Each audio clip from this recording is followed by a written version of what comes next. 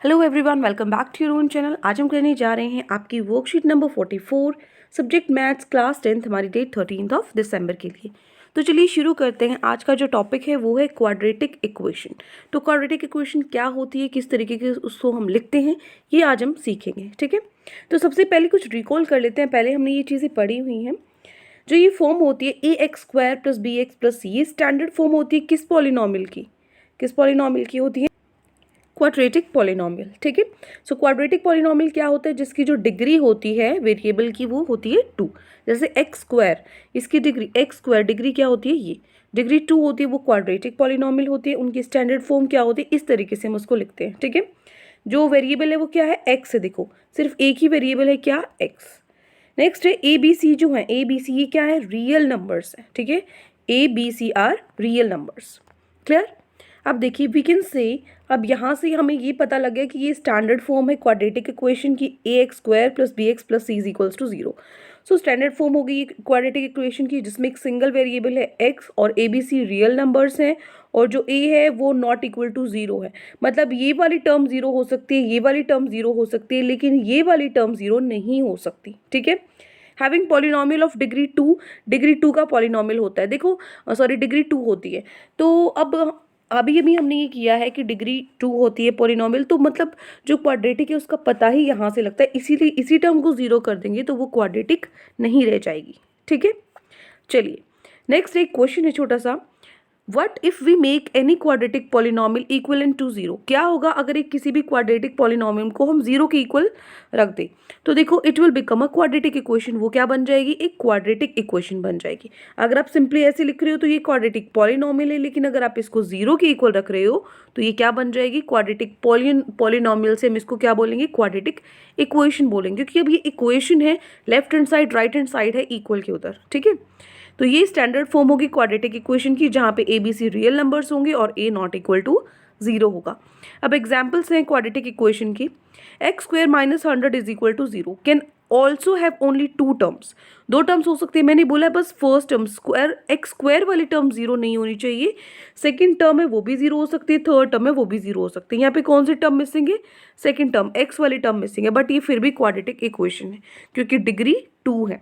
ठीक है, next is x² + 10x - 24, ये तो पता ही है हमें।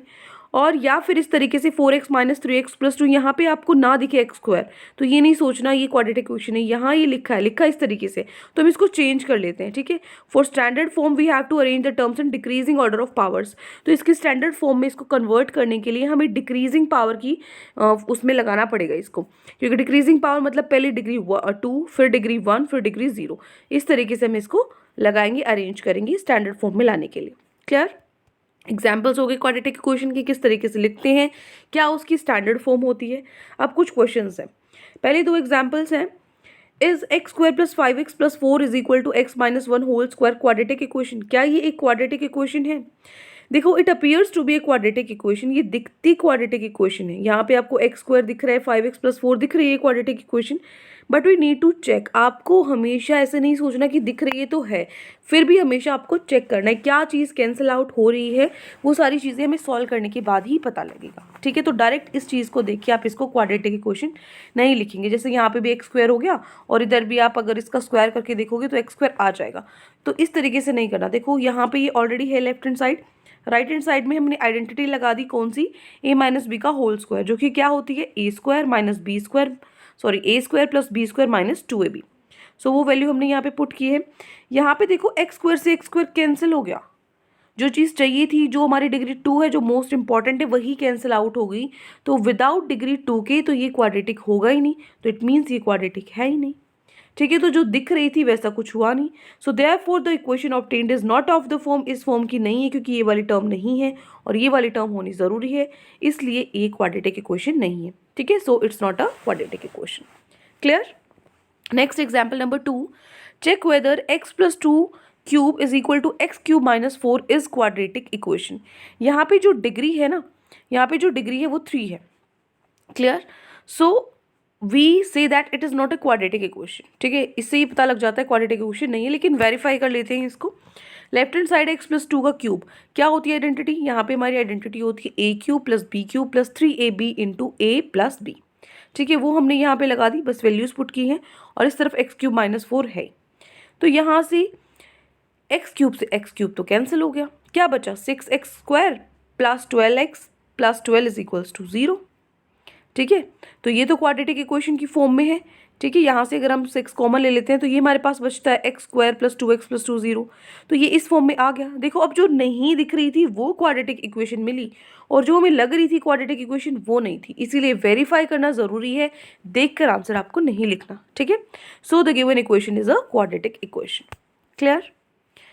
नेक्स्ट है एप्लीकेशंस ऑफ क्वाड्रेटिक इक्वेशन। अब कुछ एप्लीकेशंस है क्वाड्रेटिक इक्वेशन की। Quadratic equation arise in several situations in the world around us and in different fields of mathematics. We can apply quadratic equation in daily life situations as explained below. जो quadratic equation है वो सिर्फ यहाँ maths में use नहीं होती, daily life में अगर हमें कोई भी प्रॉब्लम होती है, जिस तरीके से जहाँ आपको यहाँ एग्जाम्पल बताया हुआ है, तो इस तरीके की जो सोल्यूशंस है वो हम निकाल सकते हैं with the help of quadratic equation. तो यहाँ से देखो, find 2 consecutive odd positive integers sum of whose squares is 290। 2 consecutive odd positive integers हैं जिनका सम स्क्वायर का सम 290 है। तो मान लो जो स्मॉलर है 2 consecutive odd पॉजिटिव इंटीजर वो x है और जो सेकंड इंटीजर है वो x + 2 है।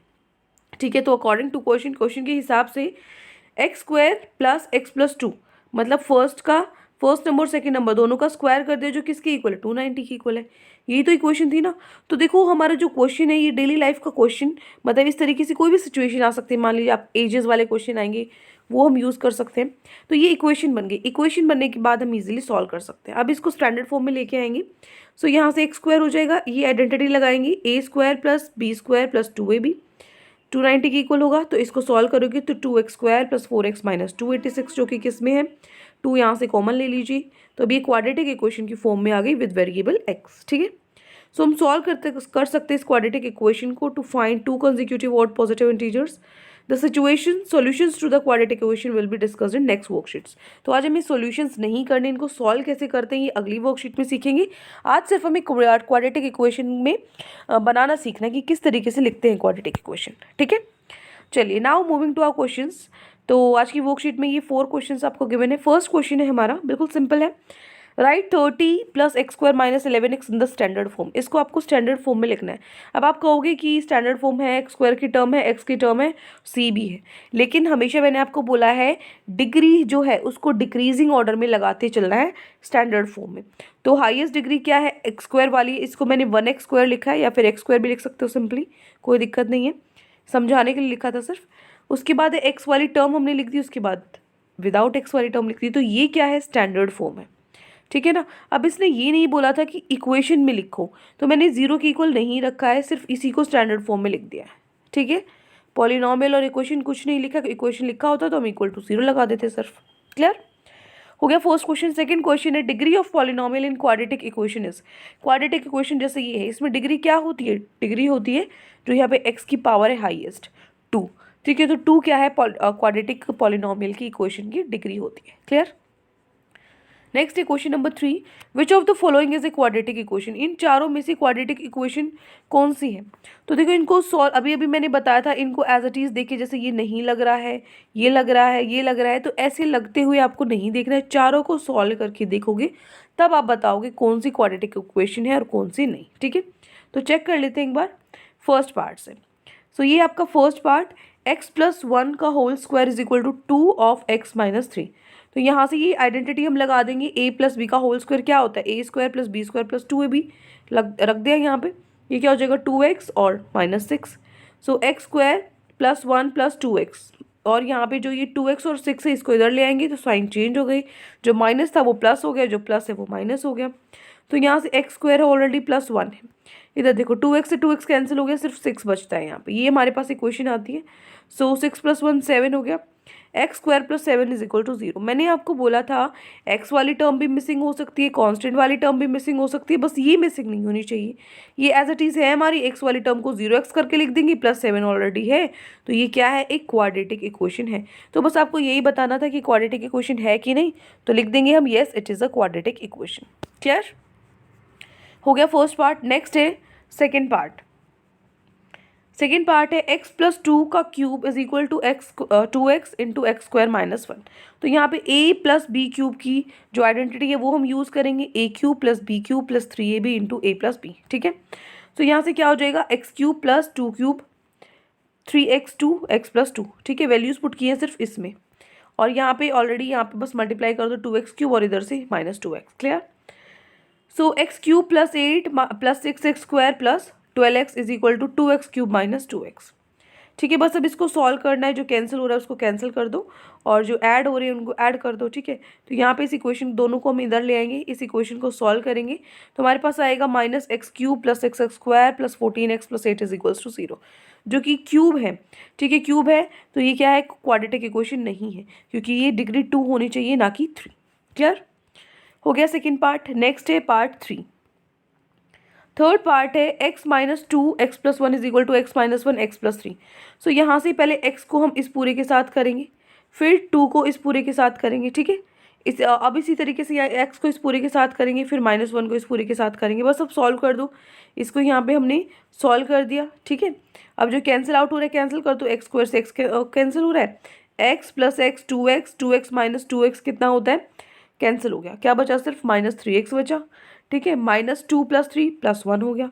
सो देखो यहाँ पे एक्स स्क्वायर वाली टर्म मिसिंग है, मैंने बोला था बस एक्स स्क्वायर वाली ही मिसिंग नहीं होनी चाहिए, बाकी बेशक दोनों मिसिंग हो। ठीक है, सो ये मिसिंग है तो ये क्या होगी, क्वाड्रेटिक इक्वेशन नहीं होगी। No, it is not a quadratic equation. ठीक है, नेक्स्ट है पार्ट फोर्थ पार्ट है X square minus 2x is equal to minus 2 into 3 minus X. तो यहाँ से सॉल्व कर दो, ये क्या हो जाएगा, -6 और प्लस 2x। सो एक्स स्क्वायर माइनस 2x, इधर ये क्या हो जाएंगे, साइन चेंज हो जाएंगे, इधर आके -2x plus 6 is equal to 0। So X square minus 4x plus 6। ठीक है, ये -4x आ जाएगा। तो ये क्या है, डिग्री 2 है, उसके बाद x है, एक कांस्टेंट वाली टर्म है, तो ये इस स्टैंडर्ड फॉर्म में है, हमारे पास स्टैंडर्ड फॉर्म में है और डिग्री 2 है, तो ये क्या है, क्वाड्रेटिक इक्वेशन है। क्लियर, तो ये हो जाता है हमारा question number 3। Now moving to our next question, question number 4।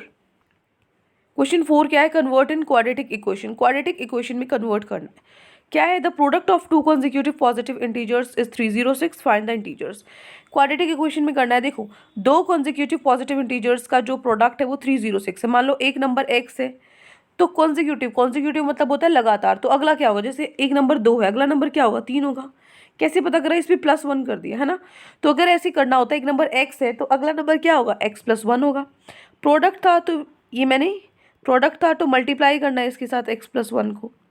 ठीक है, किसके इक्वल है, इन दोनों का प्रोडक्ट 306 के इक्वल है। बस इसको सॉल्व कर दो, x square plus x minus 306 इधर आ जाएगा, ये क्वाड्रेटिक इक्वेशन बन गई। नीचे मैंने लिखा हुआ है, वहाँ से देख सकते हो, ये देखो। सो अकॉर्डिंग टू क्वेश्चन, एक नंबर x हो गया, दूसरा x प्लस 1 हो गया, प्रोडक्ट उनका 306 है, बस इसको सॉल्व कर लो, X square plus X is equal to 306, ये इधर आ जाएगा। सो देखो स्टैंडर्ड फॉर्म में है, ax square plus bx plus c is equals to 0, इस फॉर्म में है ये, तो ये क्वाड्रेटिक इक्वेशन में हमने इसको कन्वर्ट कर दिया। अकॉर्डिंग टू क्वेश्चन से पहले लिख लेना, let first number be x, let second number be x plus 1, ये ऐड कर लेना। ठीक है ना, ये लिख देना। सो ये हो जाता है हमारा क्वेश्चन नंबर 4 का फर्स्ट पार्ट। क्लियर है, लिख लोगे। चलिए नेक्स्ट है क्वेश्चन नंबर 4 का सेकेंड पार्ट। स्टेटमेंट क्या है, देखो स्टेटमेंट है, Rohan's mother is 26 years older than him. जो रोहन की मदर है वो 26 ईयर्स ओल्डर है रोहन से, मतलब रोहन से 26 साल बड़ी हैं। तो जो प्रोडक्ट है उनकी एजेस का 3 साल में अब से हो जाता है 360, 3 साल बाद उनका प्रोडक्ट 360 हो जाता है, तो उस प्रेजेंट एज निकालनी है। यहाँ पे आपको एज निकालनी है, फाइंड इंटीजर्स लिखा हुआ है, फाइंड रोहन प्रेजेंट एज लिखा हुआ है, ये हम नेक्स्ट वर्कशीट में सीखेंगे। सिर्फ इसने बोला क्या, कन्वर्ट इन क्वाड्रेटिक इक्वेशन, इनको क्वाड्रेटिक इक्वेशन में लिखना आज हमें सीखना है, सॉल्व नेक्स्ट वर्कशीट में देखेंगे। ठीक है, सो ये सेकेंड पार्ट है। चलिए, सो ये है, let's Rohan's ages X, Rohan's mother's age is X plus 26। Rohan की एज एक्स है, हमने बोला था रोहन की जो मदर है वो 26 साल बड़ी है रोहन से, तो एक्स प्लस 26 कर दिया रोहन की एज में। तो 3 साल बाद आफ्टर 3 ईयर्स जो रोहन की एज है क्या हो जाएगी, 3 साल बाद इसमें 3 ऐड कर दो, 3 साल और ऐड हो गई, 3 साल इसमें भी ऐड कर दो। ठीक है, तो एक्स प्लस 29 हो गया, 3 और ऐड हो गई। बस अब 3 साल बाद उनका जो प्रोडक्ट है वो 360 है, तो 3 साल बाद ये और ये है इनकी एज, तो इनका प्रोडक्ट कितना है, 360 है। ठीक है। सो अब x को करेंगे इस पूरे के साथ, 3 को करेंगे इस पूरे के साथ। बस अब इसको सॉल्व करना है। सॉल्व करने के बाद आपकी इक्वेशन बनेगी x² + 32x - 273 = 0, जो कि हमारी क्वाड्रेटिक फॉर्म में आ गई है। ठीक है, यही हमें करना था। तो ये है क्वेश्चन नंबर 4 का सेकंड पार्ट। तो ये 4 क्वेश्चंस आज आपकी वर्कशीट में गिवन थी। आई होप आपको अच्छे से समझ में आ गए हैं। कोई भी डाउट है किसी भी क्वेश्चन में तो कमेंट सेक्शन में आप मुझसे पूछ सकते हैं, और अगर आपको लेक्चर अच्छा लगे तो चैनल को सब्सक्राइब कर सकते हैं, वीडियो को लाइक कर सकते हैं। आज के लिए इतना ही, मिलते हैं नेक्स्ट वीडियो में। Till then take care, bye bye.